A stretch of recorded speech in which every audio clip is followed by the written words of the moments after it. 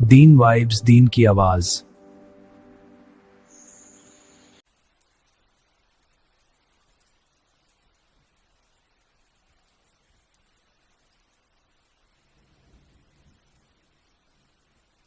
نماز میں تو انسان کو خیر ملتی ہے۔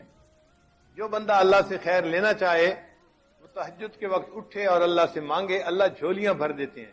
حدیث پاک میں ہے، اللہ تعالیٰ فرماتے ہیں هل من سائل فأعطی له، ہے کوئی سوال کرنے والا کہ جسے میں عطا کروں۔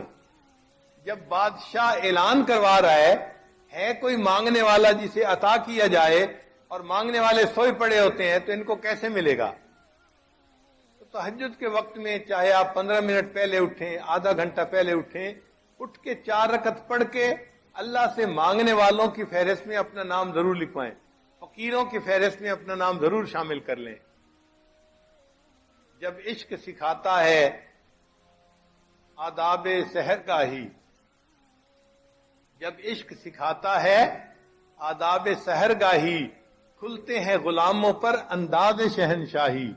عطار ہو، رومی ہو، رازی ہو، غزالی ہو، کچھ ہاتھ نہیں آتا بے آہ سحرگاہی۔ کوئی بھی ہو، جب تک تہجد کا پابند نہیں بنے گا، اس کو اللہ تعالیٰ کے وہ معارف نصیب نہیں ہوں گے۔ تو اگر وہ معارف حاصل کرنا چاہتے ہیں، ہمیں اپنی تہجد کی نماز کو پکا کرنا پڑے گا۔ مرد بھی نماز کو پابندی سے پڑھیں، عورتیں بھی نماز کو پابندی سے پڑھیں۔ یہ سب سے افضل نماز ہے سالکین کے لیے، تہجد کی نماز۔ پھر اس کے بعد اشراق کی نماز ہے۔ اشراق کی نماز یہ ہے کہ انسان فجر کی نماز پڑھے، پھر اپنی جگہ پر بیٹھے ہوئے تلاوت کرے، تسبیحات پڑھے، اور جب سورج ایک نیزہ اوپر آ جائے تو اس وقت 2 رکعت 4 رکعت نوافل پڑھ لے۔ وہ اشراق کی نماز کہلاتی ہے، اور حدیث پاک میں ہے کہ اس نماز کو پڑھنے پر اللہ بندے کو 1 حج اور 1 عمرے کا ثواب عطا فرماتے ہیں۔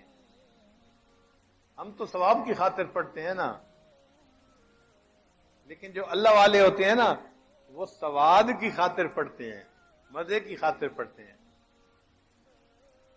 ان کو ثوابوں کی طلب کم ہوتی ہے، اپنے محبوب سے محبت کا تعلق نبھانے کا ان کو شوق زیادہ ہوتا ہے۔ حضرت خواجہ مجذوب رحمۃ اللہ فرماتے ہیں، بندگی سے ہمیں تو مطلب ہے، بندگی سے ہمیں تو مطلب ہے، ہم ثواب و عذاب کیا جانے۔ بندگی سے ہمیں تو مطلب ہے، ہم ثواب و عذاب کیا جانے، کس میں کتنا ثواب ملتا ہے، عشق والے حساب کیا ہے۔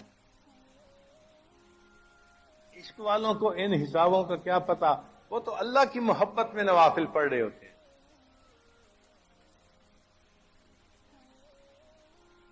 اگر اشراق کے نوافل پڑھنے کی عادت پڑ جائے تو پھر اس کے بعد صلاۃ الضحیٰ، جس کو چاشت کی نماز کہتے ہیں، یہ دن کے 9 بجے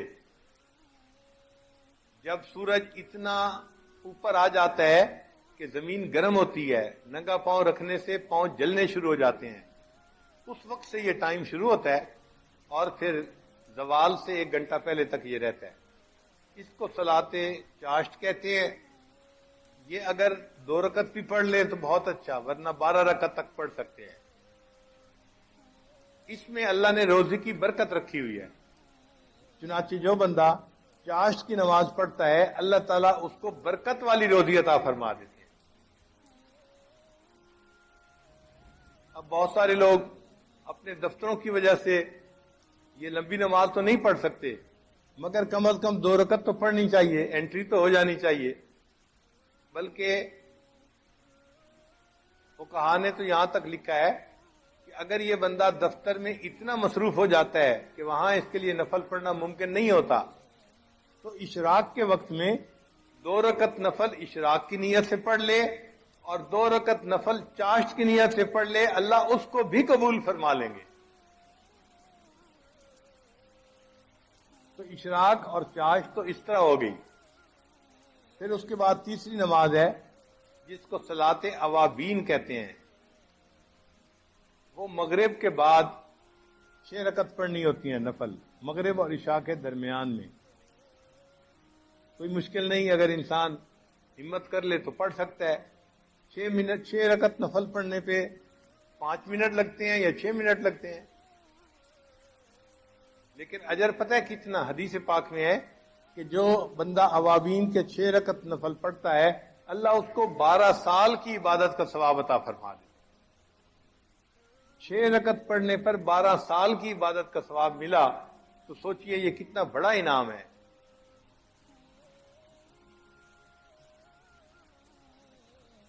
जो लोग हुफाज हैं वो तहज्जुद में कुरान पढ़ा करें, मंजिल जो होती है नफलों में। अगर तहज्जुद में उठना मुश्किल है तो फिर दूसरा तरीका मगरिब और इशा के दरमियान 2 रकत 4 रकत में अगर एक पारा पढ़ ले तो उनके कुरान पाक की मंजिल पक्की रहेगी हमेशा।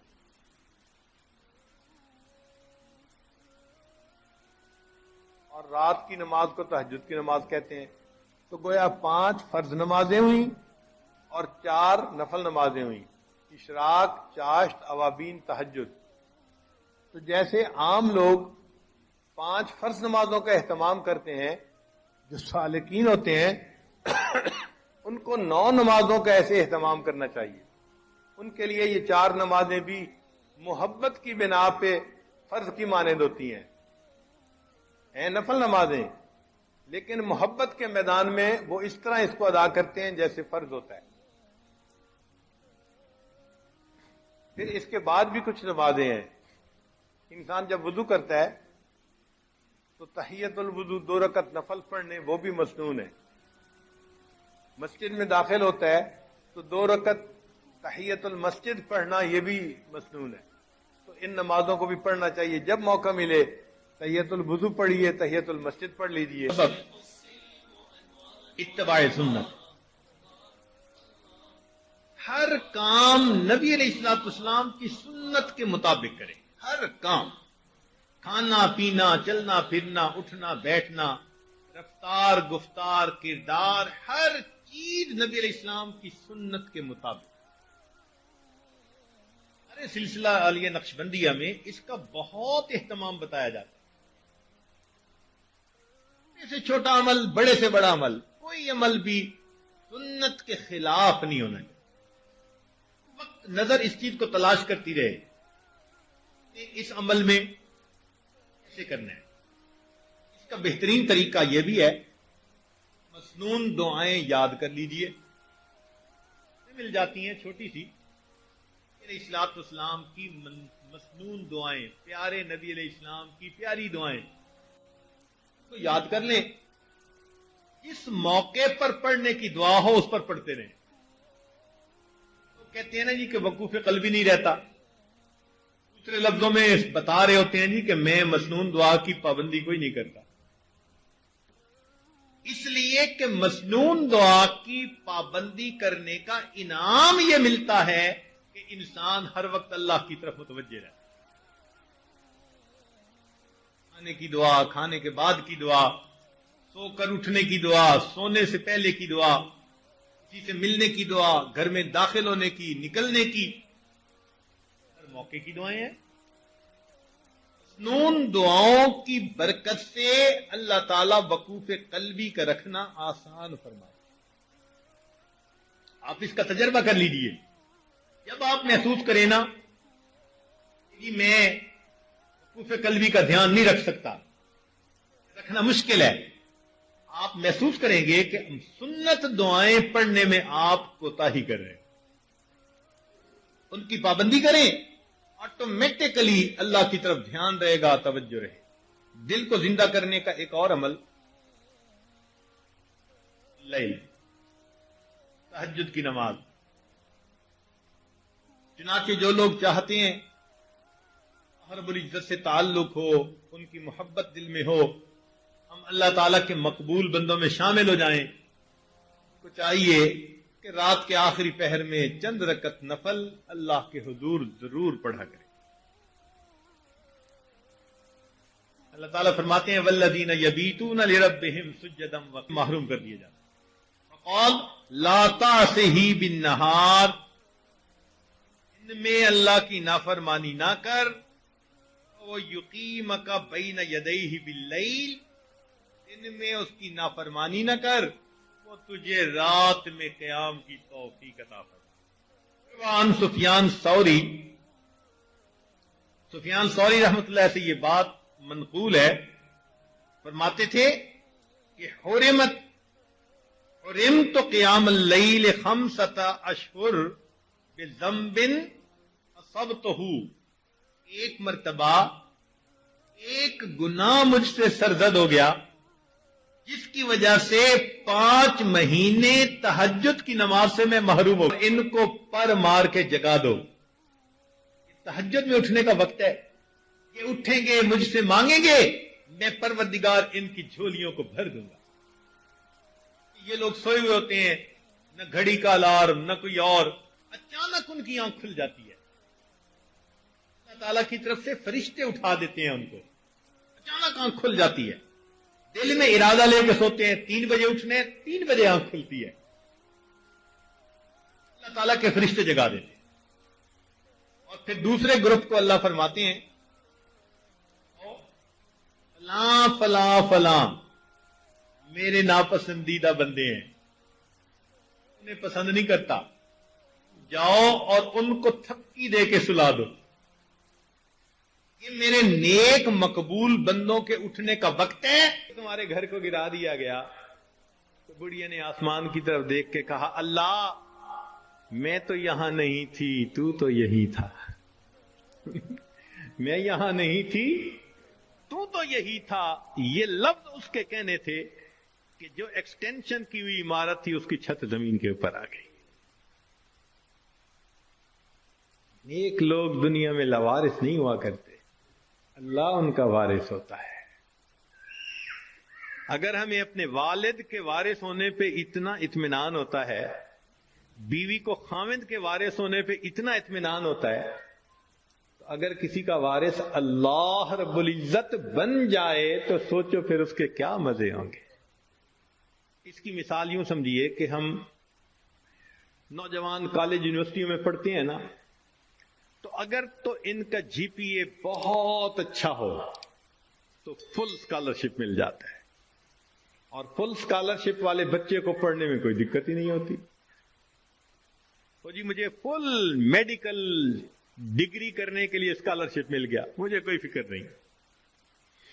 اور جس بندے کو اسکالرشپ نہیں ملتا اس کو میڈیکل کرنا قرضوں کے بوجھ میں دب جاتا ہے بیچارہ۔ ہم نے بچوں کو دیکھا ان ملکوں میں ساری عمر نوکریاں کر کے بڑھاپے تک اپنے زمانے طالب علمی کے قرضے اتارتے رہتے ہیں۔ تو جس کو فل اسکالرشپ مل جاتا ہے پھر اس کا تو معاملہ ہی کچھ اور ہوتا ہے۔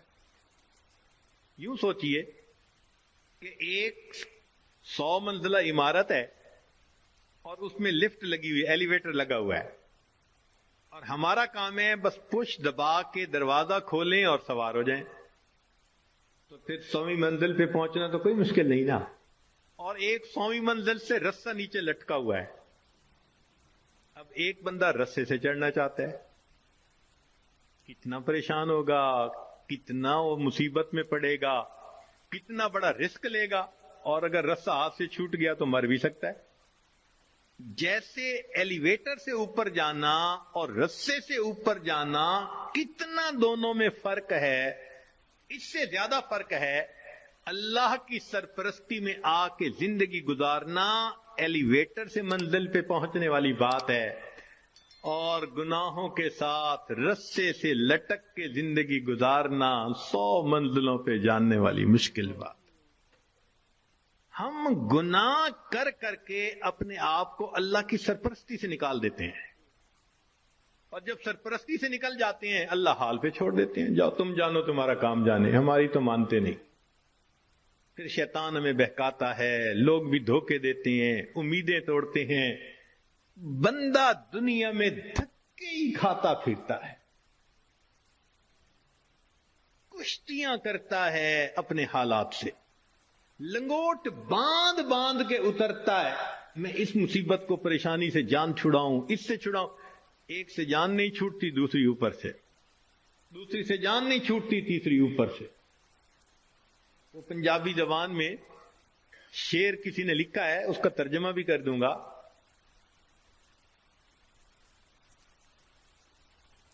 اس دکھی حیاتی دے پینڈیاں وچ کدی راہ پہ گئے کدی بھول دے رہے، ایک دامن امید دا چھڈیا نہ، لکھ جھکڑ انیریاں دے چل دے رہے، پت جھڑ دے جھڑے ہوئے پتیاں وانگ اسی تیرے جہان چ رل دے رہے، پر دامن امید دا چھڈیا نہ، اسی نال تقدیر دے گھل دے رہے. جیسے پت جھڑ کے موسم میں خشک پتا ہوتا ہے، کبھی ہوا نے یہاں پھینکا کبھی وہاں پھینکا، اللہ کا سہارا چھوڑ کے بندے کا یہی حال ہوتا ہے. تو ایک ہے نیکوکاری کو اختیار کرنا اور اللہ کی سرپرستی میں آ جانا. اللہ ہر کام کو سنوارتے ہیں. حدیث پاک میں ہے، اے میرے بندے تو صبح کے وقت اگر میری عبادت کر لیا کر، میں سارا دن تیرے کاموں میں تیری کفایت کروں گا. اللہ اکبر. اللہ تعالیٰ ذمہ داری لے رہے ہیں. ہم سے فجر کی نماز نہیں پڑھی جاتی، اشراق ہی نہیں پڑھے جاتے. ہم سے زیادہ کون پاگل ہوگا کہ جس کے ساتھ اتنا بڑا اللہ نے وعدہ کر لیا اور ہم اس وعدے سے فائدہ نہیں اٹھا پا رہے. ایک بچہ بھی ہم سے زیادہ عقل مند کہلائے گا. کیوں ہم پریشانیوں کی زندگیوں میں پڑ گئے ہیں؟ اس لیے کہ نفس کی خواہشات پوری کرتے ہیں. تو نفس کی خواہشات پوری کر کے گناہ کر کے اللہ کی سرپرستی میں نکل جانا، یہ کہاں کی عقل مندی ہے؟ اور گناہوں کو کر کے کہاں کا سکون ملتا ہے؟ حضرت مفتی محمد شفیع رحمۃ اللہ علیہ فرمایا کرتے تھے کہ تم جتنا چاہو گناہ کرو، تم جتنا چاہو گناہ کرو، اگر اللہ نے تمہاری اسی زندگی کو دوزخ کی مانند نہ بنا دیا، تم میرا نام بدل دینا. واقعی ایسا ہوتا ہے. جو گناہوں کا راستہ اختیار اسی کو دیکھا، اجی مر جاتے تو اچھا تھا. اس کا مطلب اتنا تو پریشان ہے نا. دنیا کی زندگی ایسے ہوتی ہے جیسے جہنم میں ہوتا ہے وہ بندہ. تو گناہوں کے راستے پہ اطمینان نہیں ہے. اطمینان، سکون، کامیابیاں، سکھ اگر دیکھا تو وہ نیکی کے راستے پہ دیکھا. وَهُوَ يَتَوَلَّى الصَّالِحِينَ، وہ اللہ تعالیٰ نیکوکاروں کا سرپرست ہے. اللہ تعالیٰ تو چاہتے ہیں میرے بندے تمہیں میں اتنا دوں کہ تم بس بس کرو، مگر میرے نعمتوں کا شکر ادا کرو. ہم نعمتیں لینے کو تو تیار ہیں، شکر کرنے کی فرصت نہیں، نماز پڑھنے کے لیے فرصت نہیں. اللہ نے فرمایا کہ تم غیر محرم سے نظر کی حفاظت کرو، میں عبادت میں لذت عطا کروں گا. نظر کی حفاظت نہیں ہوتی، دعائیں مانگتے ہیں اللہ نماز کی حضوری عطا فرما دے. نماز کی حضوری کیسے ملے گی جب اس کی شرط ہی پوری نہیں ہوئی؟ جب نگاہوں نے جھکنا ہی نہیں سیکھا تو نماز کی حضوری تو آؤٹ آف کوسچن ہے نا. پھر ہم سوچیں کہ ہم خود بخود پریشانیوں کے راستوں پہ چل رہے ہیں، کانٹوں کے راستوں پہ چل رہے ہیں اپنے نفس کی خواہشات کی وجہ سے. اللہ تعالیٰ اس لیے اپنے بعض بندوں کو خوب دیتا ہے، کیوں کہ میرا شکر ادا کریں. شکر ادا نہیں کرتے، اللہ تعالیٰ لے لیتے ہیں. جو پروردگار دینا جانتا ہے وہ پروردگار لینا بھی جانتا ہے. پھر کہتے ہیں حضرت صاحب ایک وقت تھا مٹی کو ہاتھ لگاتے تھے سونا بن جاتی تھی، آج تو سونے کو بھی ہاتھ لگاتے ہیں تو مٹی ہو جاتا ہے. حالات بدل جاتے ہیں اس لیے کہ ان کے تقاضوں کو پورا نہیں کیا ہوا ہوتا. چنانچہ بنی اسرائیل کے 3 آدمی تھے، ان کا ایک واقعہ عجیب ہے، بڑا سبق آموز ہے. ان میں سے پہلے بندے کے پاس ایک آدمی آیا اور اس کو کہا بھئی تمہاری کوئی پریشانی؟ اس نے کہا پریشانی تو بہت ہے. کیا؟ اس نے کہا بھئی یہ پھل بحری ہے یہ جو سفید داغ جسم پہ ہو جاتے ہیں، برس کا مریض ہوں میں، اور میری شکل اتنی بری ہو گئی ہے کہ میں نہ مسجد جا سکتا ہوں نہ کسی کے سامنے بیٹھ سکتا ہوں. لوگوں کو کراہت ہوتی ہے مجھ سے، اور لوگ مجھے نیچی نظر سے دیکھتے ہیں، کم نظر سے دیکھتے ہیں. تو ایک تو میری یہ پریشانی ہے کہ برس کی بیماری ختم ہو جائے، اور دوسرا رزق کی بھی بڑی تنگی ہے. اس نے دعا دی اللہ اس کی بیماری کو دور کر دے اور اس کا رزق وسیع کر دے. اللہ تعالیٰ نے اس کی بیماری بھی دور کر دی اور اس کو ایک گائے عطا فرمائی، اونٹنی عطا فرمائی. اور اونٹنی کی نسل اتنی بڑھی کہ وہ تھوڑے عرصے میں ہزاروں اونٹوں کا مالک بن گیا، بڑا ملٹائی ملینر ہو گیا. وہ بندہ دوسرے کے پاس گیا، اس سے کہا بھائی آپ کی کوئی پریشانی؟ اس نے کہا جی سر پہ بال نہیں ہے، گنجا ہوں، اور جہاں بیٹھتا ہوں لوگ میرا مذاق اڑاتے ہیں، اور دوسرا یہ کہ کاروبار بھی میرا نہیں چلتا، تو رزق کی بھی پریشانی ہے. اس نے دعا دے دی اللہ اس کے بیماری کو بھی دور کر دے، اس کو رزق میں بھی برکت دے دے. اللہ کی شان کہ اس کے سر پہ خوبصورت بال بھی اگائے، اور اس کو ایک گائے ملی، اور گائے کی نسل اتنی بڑھی کہ وہ تھوڑے دنوں میں سینکڑوں گایوں کا مالک، امیر آدمی بن گیا. پھر وہ بندہ تیسرے کے پاس گیا، وہ آنکھوں سے اندھا تھا. بھئی آپ کی کوئی پریشانی؟ اس نے کہا جی کہ میری پریشانی تو یہ ہے کہ میری بینائی نہیں ہے، لوگوں کے لیے تو فقط رات کو اندھیرا ہوتا ہے اور میرے لیے تو دن کی روشنی میں بھی اندھیرا ہے. اور دوسرا یہ کہ مجھے تو در در کے دھکے کھانے پڑتے ہیں، تو دعا کر دو کہ میرا رزق وسیع ہو جائے. اللہ نے اس کی بینائی بھی ٹھیک کر دی، اس کو بکری عطا کر دی، اور بکری اتنی نسل بڑھی وہ ہزاروں بکریوں کا مالک. یہ تینوں بندے اپنے وقت میں بنی اسرائیل کے بڑے امیر بندے کہلانے لگے، کروڑوں میں کھیلنے لگے.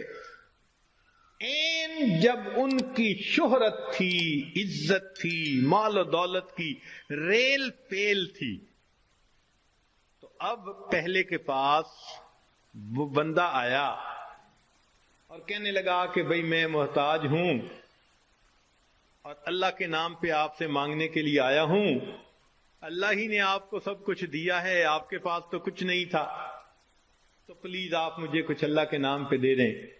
اس کو بڑا غصہ آیا کہ یہ تم نے کیسی بات کی ہے کہ تمہارے پاس کچھ نہیں تھا؟ میں تو شروع سے ایسا اور امیر اور یہ اور وہ،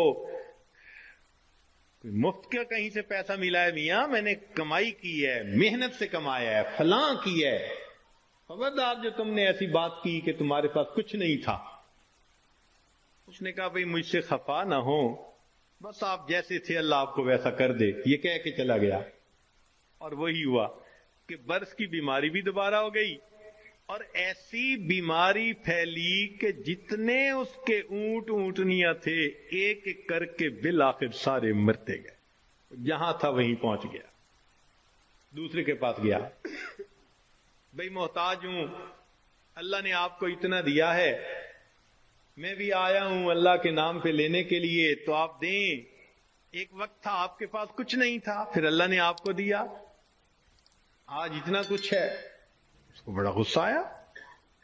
تو کون ہوتا ہے بات کرنے والا؟ بھئی میرا تو باپ ایسا، میرا تو دادا ایسا، پردادا ایسا. میاں میں نے تو فلاں ڈیل ایسی کی تھی، فلاں موقع پہ میں نے ایسا بزنس کیا تھا، اسٹریٹجی ایسی بنائی تھی، تب مجھے پیسے ملے، کوئی کہیں سے مفت مل گئے ہیں. خبردار جو تو نے کوئی ایسی بات کی. اس نے کہا بھئی مجھ سے خفا نہ ہو، اچھا آپ جیسا تھے اللہ آپ کو ویسا کر دے. یہ کہہ کے چلا گیا. نتیجہ یہ کہ سر کے بال بھی اس کے ختم، اور جتنی گائیں تھیں وہ ساری کی ساری بالآخر مر گئی. جہاں تھا وہیں پہنچ گیا. پھر یہ تیسرے کے پاس گیا، اس کو جا کے کہا کہ بھئی محتاج ہوں، فقیر ہوں، اللہ کے نام پہ مانگنے آیا ہوں، جس اللہ نے آپ کو دیا آپ کے پاس تو کچھ نہیں تھا، آج اتنا کچھ اللہ نے دیا ہے تو بھئی مجھے بھی دے دیں. جب اس نے یہ بات کہی تو سننے والے بندے کی آنکھوں میں آنسو آ گئے. اس نے کہا تم نے بالکل سچ کہا. میں اندھا تھا, در در کے دھکے کھاتا تھا, لوگوں سے بھیک مانگتا تھا. کوئی خدا کا بندہ آیا, اس نے مجھے دعا دی تو اللہ نے میری بینائی بھی ٹھیک کر دی, اور مجھے ایک بکری رب نے دی تھی, پھر اس ایک بکری میں اللہ نے برکت ڈال دی. آج تو میاں دو پہاڑوں کے درمیان جتنی بکریاں پھر رہی ہیں یہ ساری میری ہیں. تم آج اللہ کے نام پہ مانگنے آئے ہو, جتنی بکریاں دل چاہتا ہے اس وادی میں سے تم لے کے چلے جاؤ. جب اس نے یہ بات کہی تب اس مانگنے والے نے کہا کہ میں تو فرشتہ ہوں, اللہ تعالیٰ نے 3 بندوں کے پاس امتحان کے طور پر بھیجا تھا, 2 اپنی اوقات کو بھول گئے, تو نے اپنی اوقات کو یاد رکھا. اللہ تجھے تیرا رزق نصیب فرمائے. یہ بندہ ساری زندگی امیر تر بندہ بن کر زندگی گزارتا. دیتا تو اللہ ہی ہے نا ہر ایک کو, تو جب دیتا ہے تو پھر اس کا شکر گزار بندے بھی بنے. مگر ہم نہ شکریاں کرتے ہیں, گناہ کرتے ہیں, جس وجہ سے پھر مصیبت کو دعوت دیتے ہیں. تو راستے زندگی گزارنے کے 2 ہیں, ایک ہے نیکوکاری کا راستہ, ایک ہے بدکاری کا راستہ, منمانی کا راستہ. اگر آپ غور کریں تو آج کے دور میں منمانی کی زندگی گزارنے والے بہت زیادہ, اور ہر حال میں اللہ کی مان کے چلنے والے بہت تھوڑے. نتیجہ کیا ہے؟ مسائل حل نہیں ہو رہے, پریشانیاں بڑھتی جا رہی ہیں, ادھر ذلت ادھر ذلت, ادھر پریشانی ادھر پریشانی. اس کی وجہ یہ ہے کہ ہم نے اپنے آپ کو اللہ کی سرپرستی میں دیا ہی نہیں. اگر دے دیتے تو دنیا میں اللہ ہمارے تمام غموں کے لیے کافی ہو جاتے. ہماری مثال تو وہ ہے کہ کوئی بلینر انسان ہو اور اس کا بندہ چپڑاسی کی نوکری کے لیے درخواست دیتا پھرے, تو ہر بندہ کہے گا یار تمہارا باپ تو بلینر ہے اور تم پی این کی جاب کے لیے درخواست دے رہے ہو, سویپر کی جاب کے لیے. یہ کیا؟ وہی حال ہے. اللہ تعالی ہمیں اپنے سرپرستی میں لینے کے لیے وعدہ فرما رہے ہیں, اور ہم اللہ کے وعدے پر آنے کی بجائے خود دنیا کے جھمیلوں میں اپنے رزق کو تلاش کرنے میں لگے ہوئے ہیں. یاد رکھیے گا اللہ فرما برداروں کو بھی رزق دیتا ہے, اللہ نافرمانوں کو بھی رزق دیتا ہے. اللہ تعالیٰ فرما برداروں کو بھی رزق دیتا ہے اور اللہ تعالیٰ نافرمانوں کو بھی رزق دیتا ہے. مگر فرق ہے, ایک ہوتا ہے کہ آپ نے پرندے کو پنجرے سے نکالا اور پیالے کے اندر دانے ڈال کے اس کے سامنے رکھ دیا, اب وہ اسی پیالے میں سے کھا رہے آرام مزے سے. یا آپ نے پنجرے سے مرغی کو نکالا اور یوں دانے پھینک دیے تو وہ دانے چگ رہی ہے مگر دانے اس کو مل رہے ہیں. یہ ہے اللہ فرما برداروں کو رزق دیتا ہے, کسی کا ایک ہی جگہ, کسی کا ٹریولنگ کے ساتھ, ادھر بزنس ادھر امپورٹ ادھر ایکسپورٹ, مگر اللہ تعالیٰ رزق دیتا ہے ان کو. یہ رزق ملتا ہے فرما برداروں کو. اور ایک رزق ہوتا ہے کہ آپ نے اگر چوہے کو پھنسانا ہو تو اس کو بھی تو آپ کنڈی کے اندر گوشت کا ٹکڑا لگا کے رکھتے ہیں, پنیر کا ٹکڑا, یہ بھی رزق تو مل رہا ہے نا, مگر کس کے لیے؟